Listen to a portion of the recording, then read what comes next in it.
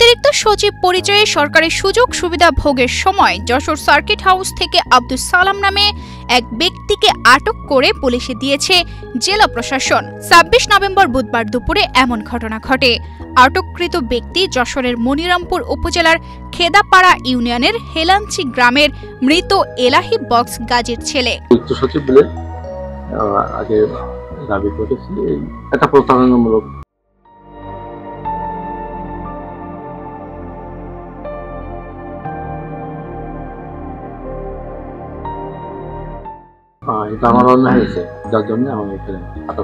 Police জানায় আব্দুস সালাম নিজেকে কখনো রংপুরের জেলা প্রশাসক, কখনো বিভিন্ন মন্ত্রণালয়ের অতিরিক্ত সচিব পরিচয়ে গত ৩ মাস আগে ৩ বার সার্কিট হাউজে ওঠেন ও সরকারি সুযোগ সুবিধা গ্রহণ করেন। বুধবার তাকে যশোর রেল স্টেশন থেকে সরকারি প্রোটোকল দিয়ে সার্কিট হাউজে নেওয়া হয়, কিন্তু তার নাম এন্ট্রি করার সময় সার্কিট হাউজের কর্মীদের সন্দেহ হলে তারা জেলা প্রশাসকের কার্যালয়ে বিষয়টি জানান।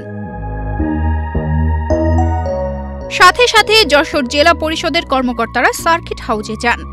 তারা অভিযুক্ত ব্যক্তির সাথে কথা বলে নিশ্চিত হন যে তিনি ভুয়া সচিব। এরপর তাকে যশোর কোতোয়ালি থানার পুলিশের কাছে হস্তান্তর করে। নিজের দায় স্বীকার করে অভিযুক্ত ব্যক্তি জানান তিনি কোনো অন্যায় সুবিধা নেয়নি। না, আমি কোনো সুবিধা নেইনি। আমি আগে তো অর্থ মন্ত্রণালয়ে ছিলাম, এই বাজেট সেকশনে construction associate chartered accountant farm. তো ওইটা দেখে আমার কেমন মনে হয়েছিল যে আমি যদি এটা করি, কিন্তু এর পিছনে আমার কোনো অবৈধ কোনো উদ্যোগ নেই।